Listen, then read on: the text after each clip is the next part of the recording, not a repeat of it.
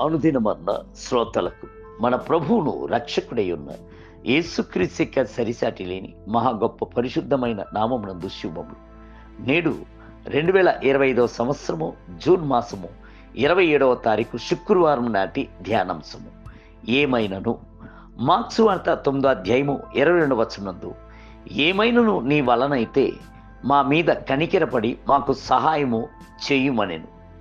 ఒక తండ్రి తన కుమారుని పట్టి పీడించుచున్న అపవిత్రాత్మ నుండి విడుదలను పొందుకున్నట్లుగా అతనిని శిష్యుల వద్దకు తీసుకుని వచ్చాను. ఆ అపవిత్రాత్మ ఆ చిన్నవాణిని తరచుగా పీడించుచూనే ఉండేను. శిష్యులు దానిని వెళ్ళగొట్టలేకపోయింది. యేసుక్రీస్తుని వద్ద ఆ తండ్రి ఏమైనను నీ వలనైతే అని ప్రేమతో చెప్పుచున్న సంగతిని చూచుచున్నాము. ఇతనిని మనుషుల వద్దను తీసుకుని వెళ్ళలేడు, వైద్యుల వద్దను తీసుకుని వెళ్ళలేడు. ఎట్టి వైద్యము ద్వారాను, మందుల ద్వారాను, మాత్రల ద్వారాను దెయ్యమును వెళ్ళగొట్టగలడు. యేసు యొద్ద శక్తి గలదు అనుటను విశ్వసించి ఆ తండ్రి నమ్మికతో అడిగాడు. మన దేవుడు సర్వశక్తిమంతుడు. ఆదికాండము 17వ అధ్యాయం 1వ వచనము. ఆయన సమస్తమును చేయగలడు. యోబు గ్రంథము 42వ అధ్యాయము 2వ వచనము. బలము దేవునిది. 62వ కీర్తన 11వ వచనము. ఆయనకు అసాధ్యమైనది ఏమీ లేదు. ఇర్మియా గ్రంథము 32వ అధ్యాయం 27వ వచనం. మీరు ప్రభువుపై విశ్వాసం ఉంచుడి.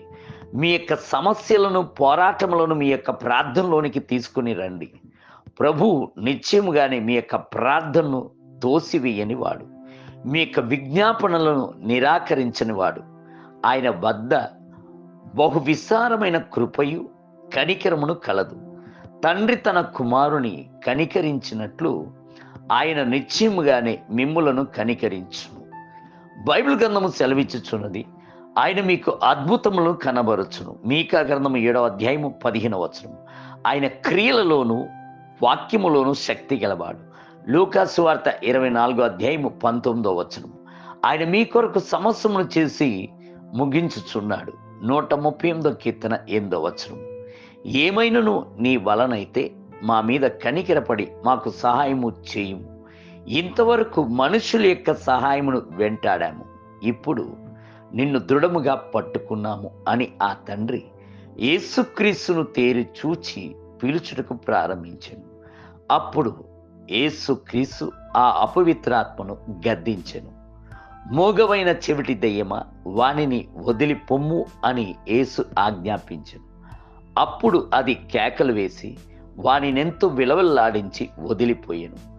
యేసు వాని చెయ్యి పట్టి వాని లేవనెత్తగా వాడు నిలువబడెను. మార్క్సు వార్త 9వ అధ్యాయము 25 మరియు 27 వచనం. దేవుని బిడ్డలారా, మీ యొక్క సమస్యలు ఏమిటి? నేడు మీ ఎదుట నిలబడుచుచున్న సాతాను యొక్క వ్యతిరేకతలు ఏమిటి? ప్రభు వద్దకు రండి.